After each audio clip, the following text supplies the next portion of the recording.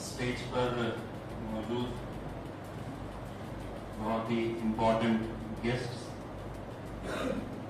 और 8 अलग अलग जिलों से आए हुए शेतकरी भाइयों,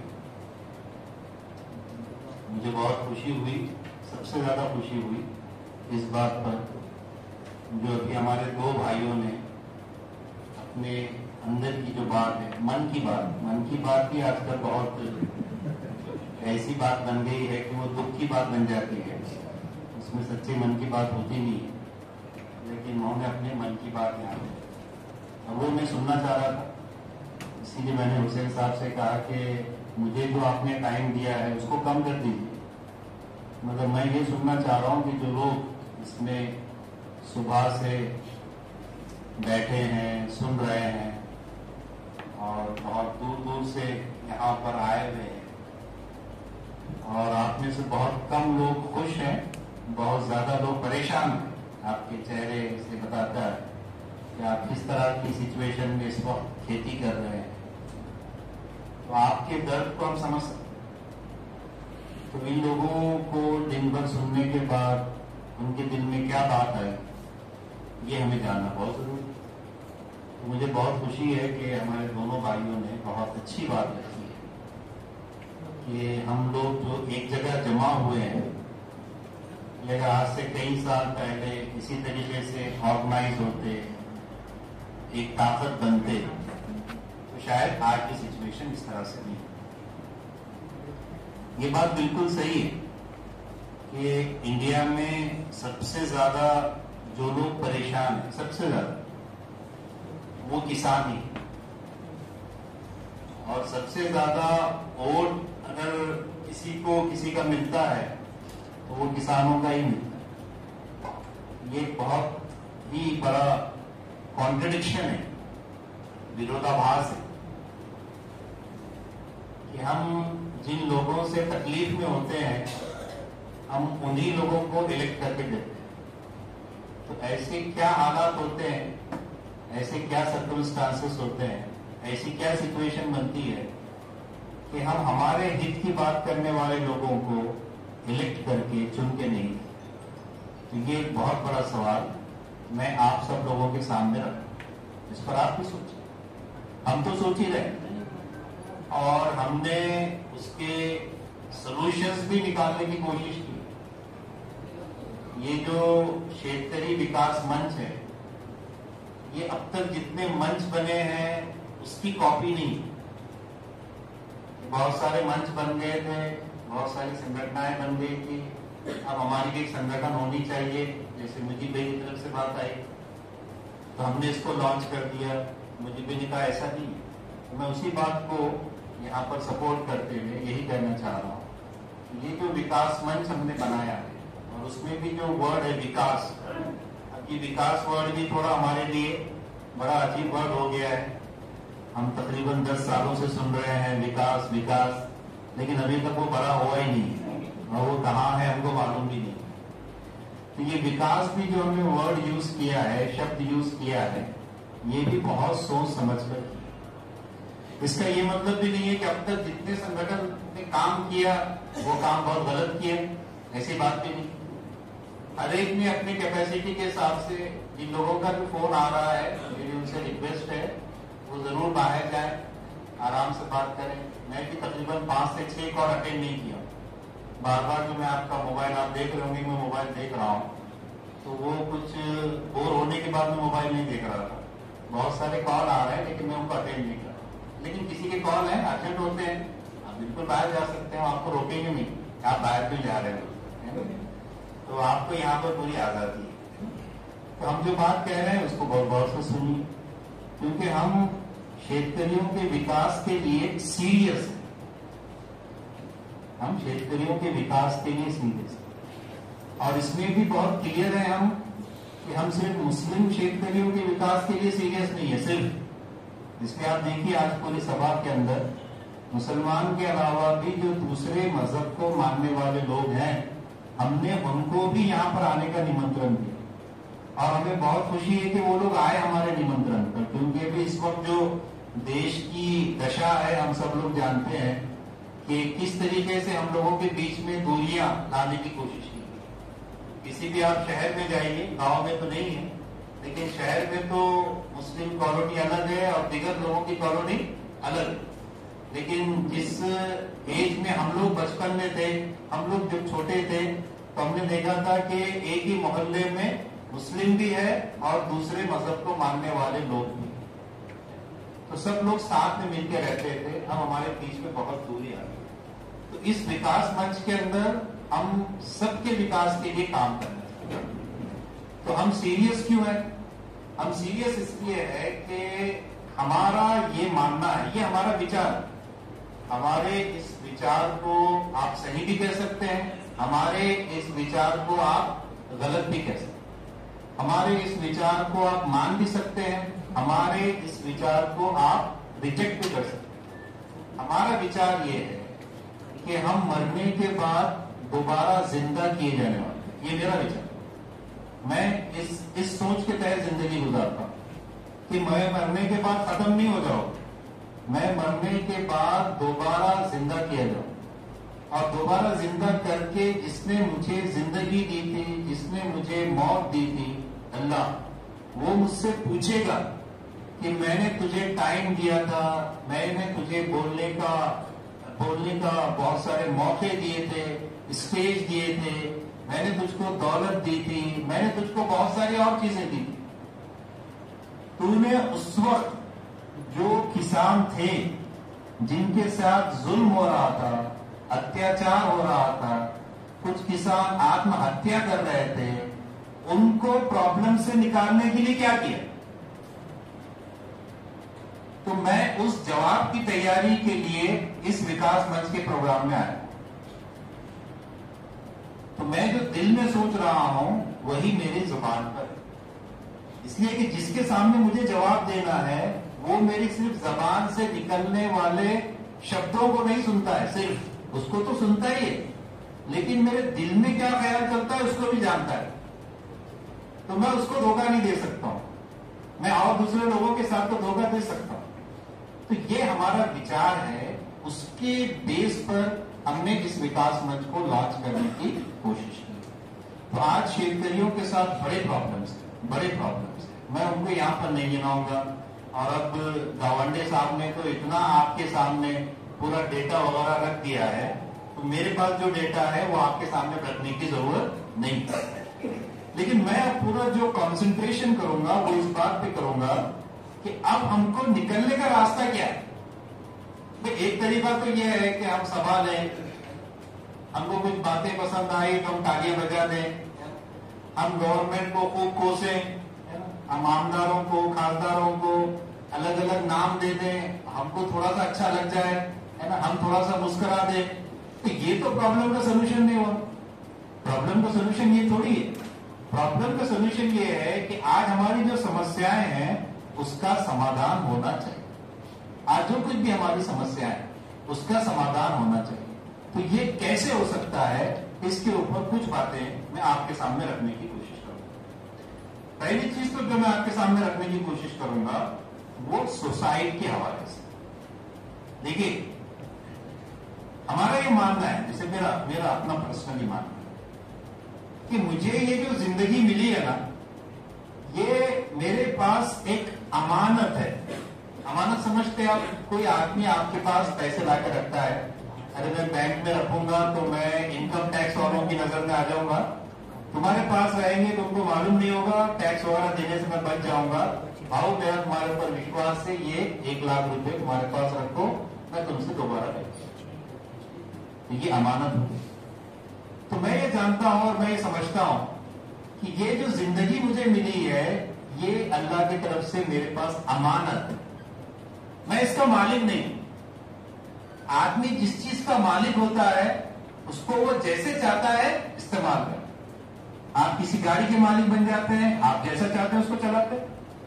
लेकिन आप किसी के अमानतदार बनते हैं, 1 लाख रुपए के आप अमानतदार बने हैं, तो आप 1 लाख रुपए को कैसे भी इस्तेमाल करेंगे? नहीं करते, क्योंकि आपको मालूम है कि 1 लाख रुपए मुझे उसको वापस देना है। तो ये जो मेरी जिंदगी है, ये जिंदगी चूंकि अमानत है, मैं इसका मालिक नहीं हूं, तो कितनी भी टफ सिचुएशन आ जाए लाइफ के अंदर, मैं अपनी जिंदगी को अपने हाथ से खत्म नहीं करूं। कितनी भी टफ सिचुएशन। अभी हमारे लक्ष्मीकांत साहब ने सही बात रखी कि विदर्भा के अंदर सबसे ज्यादा सुसाइड हो रहा है, और हमारे गावंडे साहब की तरफ से बहुत सही बात आई है कि पूना के अंदर कोई सुसाइड नहीं हो रहा है, वहां का आदमी खुशहाल है, और उसके बाद ये कि उसको कर्ज भी ज्यादा मिलता है, और यहाँ के विदर्भा के किसानों को ना कर्ज ज्यादा मिल रहा है, वो बेचारे आत्महत्या कर रहे हैं। ये बहुत बड़ा प्रॉब्लम है। तो इस प्रॉब्लम का एक सोल्यूशन काउंसलिंग। हमको हमारे शेतकरी बंधुओं को ये समझाना पड़ेगा कि भाई आप कितनी भी मुश्किल में क्यों ना, रास्ता निकलेगा। हर मुश्किल के बाद आसानी है। तुमको हिम्मत के साथ अपनी जिंदगी गुजारनी है और अपने हाथ से अपनी जिंदगी को पकड़नी है। तो ये पहला रास्ता है जो मैं आपके सामने रख रहा हूं। हिम्मत। हिम्मत बहुत जरूरी है। ये हिम्मत क्यों जरूरी है, अब मैं दूसरी बात की तरफ आऊं। हमारे मुजीब भाई ने जो बात रखी उस पर गावंडे साहब बड़े नाराज हो गए, और अच्छा हुआ मुजीब भाई ने उसको करेक्ट कर दिया। अरे भाई, इंसान पावर का नाम है। हर इंसान के पास एक ताकत है। आपने सुना होगा मुहावरा, आप आपके घर के राजा, मैं मेरे घर का राजा। बोलते हैं ना, कभी किसी से अगर कोई भिड़ंत होती है तो आप अपने घर के राजा, मैं मेरे घर का राजा। आप भी लड़ेंगे, मैं भी लड़ूंगा। मेरे पास जितनी ताकत है, आपके पास जितनी ताकत है, इन दोनों में से कोई जीतेगा कोई हारेगा, लेकिन मैं लड़ूंगा जरूर। मेरे जो डेमोक्रेटिक राइट्स हैं, मुझे जो यहाँ पर लड़ने के लिए यहाँ के कानून ने जो रास्ते बताए हैं, कोई गैर कानूनी रास्ता मैं चूज नहीं करूंगा, मैं कानून का ही रास्ता यूज करूंगा। और किसानों ने दिल्ली के अंदर ये बात साबित की। अगर वो चाहते तो कोई गैर कानूनी रास्ता भी अडॉप्ट कर सकते थे, लेकिन उन्होंने क्या किया, उन्होंने पीसफुल प्रोटेस्ट ही किया। कितना भी उनको परेशान किया गया, लेकिन वो उस वक्त तक नहीं हटे जब तक कि उनकी डिमांड को एक्सेप्ट नहीं किया गया। तो कानून के रास्ते से चलने में भी एक बहुत बड़ी ताकत है। तो ताकत तो हम सब लोगों के पास है, और पॉलिटिक्स बेसिकली ताकत ही का नाम है। पॉलिटिक्स क्या होती है, ताकत ही का नाम होता है। तो उस ताकत के साथ हम सब लोगों को कनेक्ट होना है। जैसे मोबाइल के साथ कनेक्ट होना है, मोबाइल के नेटवर्क के साथ कनेक्ट होते हैं तो हमारा एक दूसरे से बातचीत हो पाती है। तो वैसी अगर हम पॉलिटिक्स के साथ कनेक्ट होंगे तो हम अपने प्रॉब्लम्स को सॉल्व कर पाए, और हमको वो प्रॉब्लम सॉल्व करना है, उस रास्ते से करना है।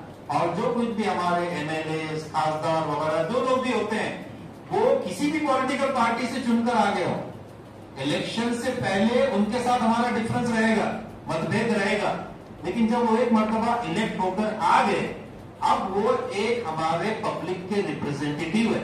उनके प्रॉब्लम्स को सॉल्व करना अब उनकी रिस्पॉन्सिबिलिटी। उसके लिए धरना देना, उसके लिए प्रोटेस्ट करना, उसके लिए अपने पास जितने भी मीन्स हो सकते हैं वो सब इख्तियार करके कोशिश करते रहना, ये हम सब लोगों के लिए बहुत सकते। तो ये दूसरी चीज थी जो मैं आपके सामने रखना चाह रहा था कि अपनी ताकत को जानिए, और अपनी ताकत को जानकर ऑर्गेनाइज होइए, एकजुट होइए, और जब तक कि हमारा प्रॉब्लम सॉल्व नहीं होता है उस वक्त तक के हमको अपनी कोशिश चालू रखनी।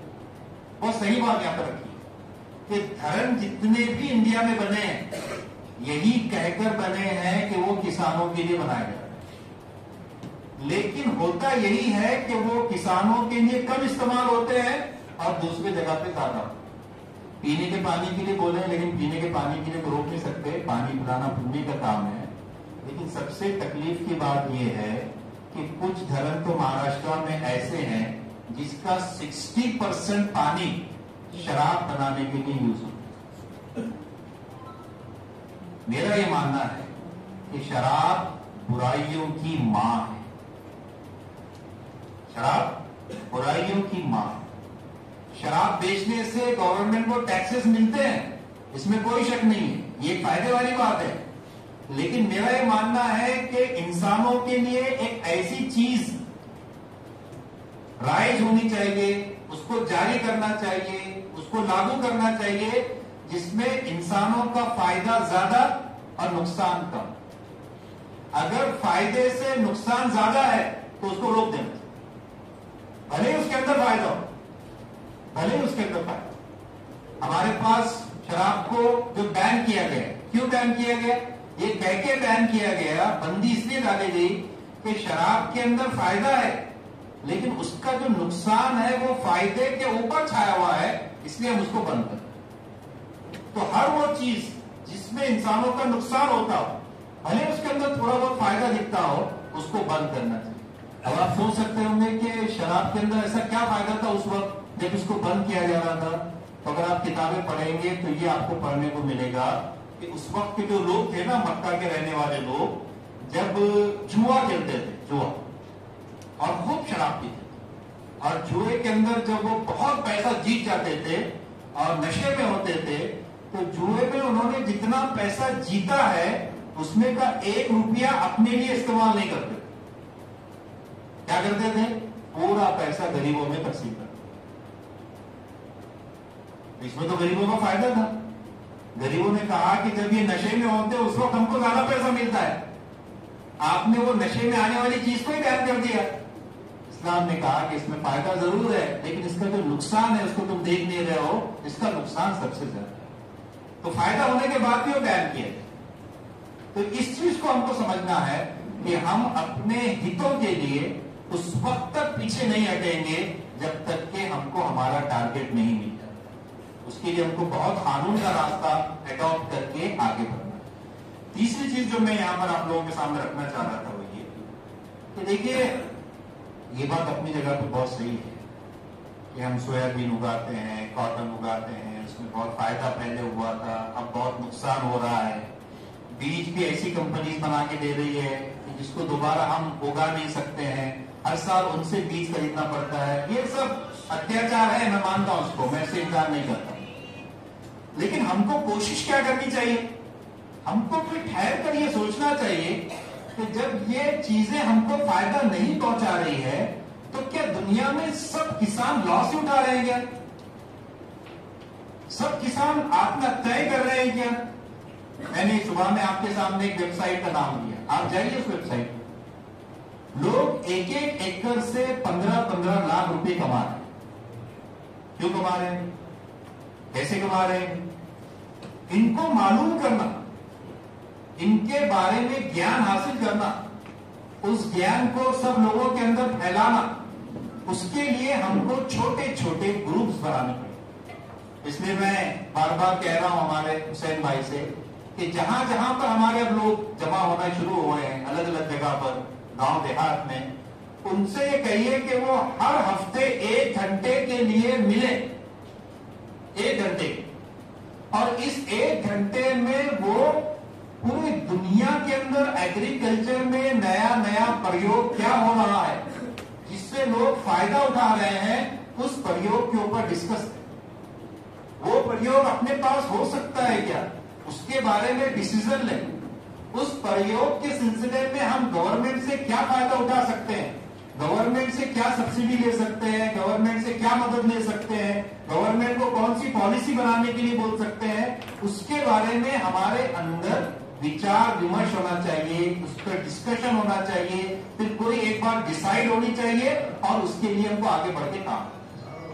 तो ये मेरी तीसरी आप लोगों से रिक्वेस्ट है कि आप लोग हर हफ्ते 1 घंटे के लिए मिलिए और पूरी दुनिया में जो नए नए प्रयोग हो रहे हैं उसको जानिए, उसको समझिए और उसको अडॉप्ट करने की कोशिश कीजिए।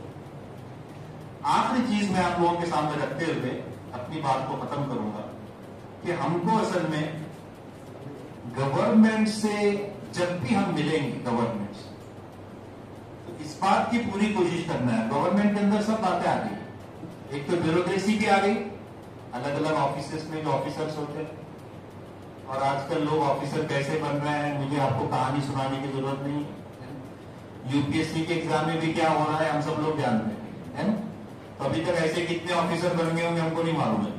ठीक, तो ऑफिसर्स हैं, आमदार हैं, खासदार हैं, मिनिस्टर्स हैं, ये सब गवर्नमेंट है, ये सब पावर का नाम। जब हम इनसे मिलेंगे तो हमारा उनसे एक ही डिमांड होना चाहिए कि आप अपनी जो गवर्नेंस है, गवर्नेंस मतलब हुकूमत चलाने का तरीका, उसको परफेक्ट करने की कोशिश की। उसके लिए अंग्रेजी में कहा जाता है गुड गवर्नेंस। गुड गवर्नेंस क्या होता है इसके अंदर? गुड गवर्नेंस के अंदर तीन चीजें होती हैं, तीन चीजें हमको ये उसे मालूम करना चाहिए। नंबर 1, गुड गवर्नेंस में ये होता है कि उन्होंने किसानों के लिए कोई पॉलिसी बना दी, कोई कानून बना दी।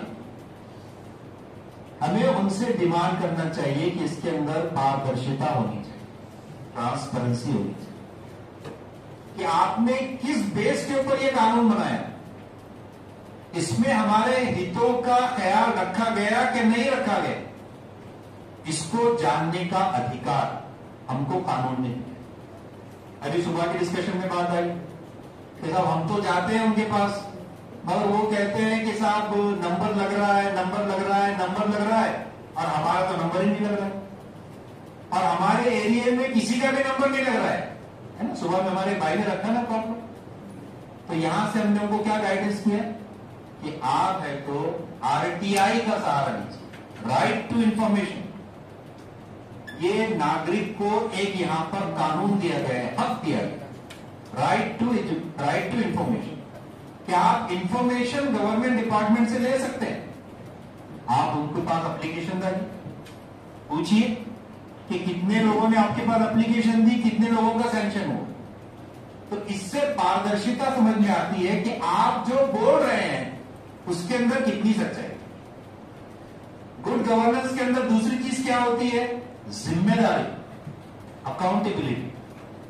जैसे मैंने अभी आपके सामने मेरे सिलसिले में मैंने बात कि हम किस सोच के साथ जिंदगी गुजारते हैं कि हमारी एक जिम्मेदारी है और इस जिम्मेदारी का हमको जवाब ऐसे पावर के सामने देना है जो सिर्फ हमारी जबान से निकलने वाले शब्दों को नहीं जानता है, बल्कि हमारे दिल में क्या चलता है उसको भी जानता है।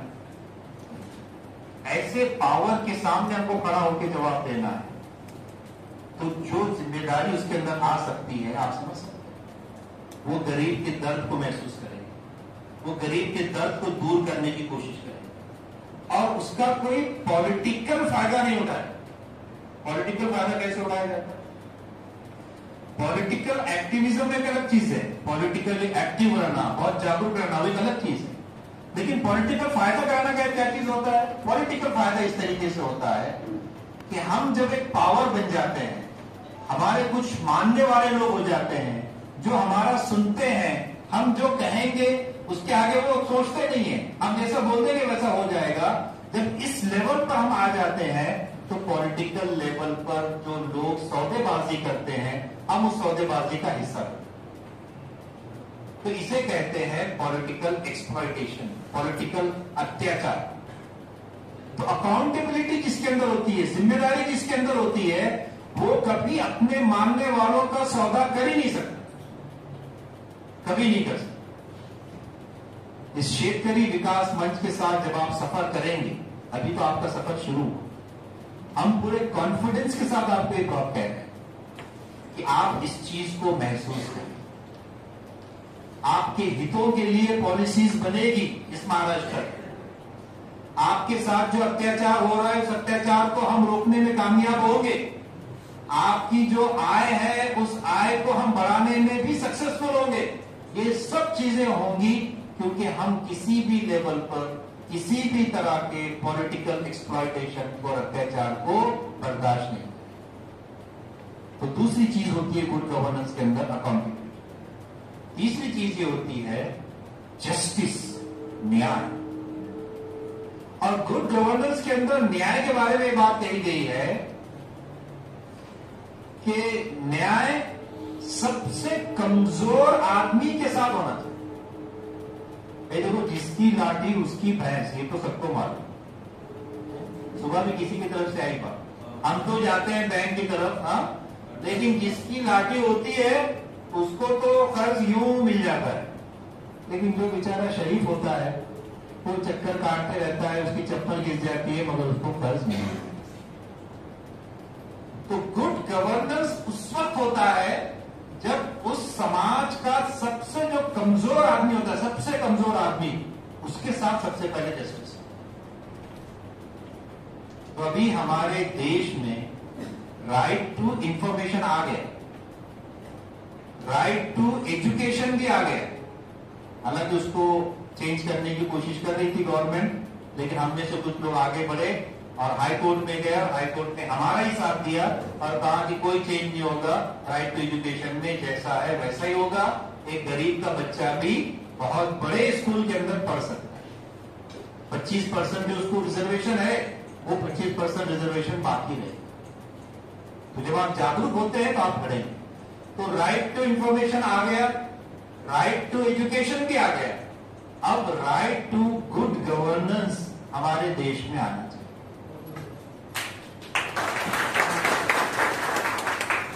इसके लिए हम लोग काम करें। शेतकरियों का सबसे बड़ा प्रॉब्लम यही है कि गवर्नमेंट को जैसे डिसीजंस लेने चाहिए वैसे डिसीजंस वो लेती नहीं है।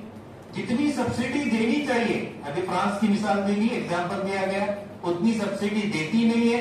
तो जो किसान उन कंट्रीज के इतनी सब्सिडी लेकर जब कोई चीज बनाएंगे तो अल्टीमेटली वो सस्ता ही बेचेंगे ना। और हमारा यहाँ का किसान दिन रात मेहनत करके पसीना बहाता है और उसको गवर्नमेंट कुछ खास मदद नहीं करती है, तो उसका तो जो निकलेगा फसल वो तो फिर महंगी होगी ना। तो कसूर किसका है? कसूर गवर्नमेंट का। तो गवर्नमेंट को सही डिसीजन भी लेना और गवर्नमेंट को सही डिसीजन भी लागू करना, इसके लिए जरूरी है कि हमारे कंट्री में राइट टू गुड गवर्नेंस आना चाहिए। और हम इसके लिए भी कोशिश करेंगे ताकि शेतकरियों के जो प्रॉब्लम्स हैं उसका परमानेंट सोल्यूशन होना चाहिए। इस तरीके से हमारे जहन में एक खाका है, एक नक्शा है, वो आप लोगों के मशवरे से, आप लोगों के सुझाव से और हम उसको इम्प्रूव करेंगे और उसको हम अच्छा बनाएंगे और उसके अंदर पारदर्शिता लाने की कोशिश करेंगे और हम सबके लिए काम करेंगे। ये हमारा संकल्प है, ये हमारा इरादा है। हम उम्मीद करते हैं कि आगे भी आप हमारा इसी तरीके से साथ देंगे और हम आपके प्रॉब्लम को सॉल्व करने की कोशिश पूरी करते रहेंगे। हम सबकी अल्लाह मदद करे। इस दुआ के साथ मैं अपनी बात खत्म करता हूं। बहुत बहुत शुक्रिया, बहुत खुशी हुई आप सब लोगों से मिलकर, आपके साथ खाना खाकर, आपके साथ बारिश में भीगकर और जितने इंटरेस्ट से आपने सब चीजों को देखा, जितने इंटरेस्ट से पूरे प्रोग्राम में शरीक रहे, तो हमको बहुत खुशी हुई है। इसी चीज को आगे कंटिन्यू रखिए। बहुत बहुत शुक्रिया।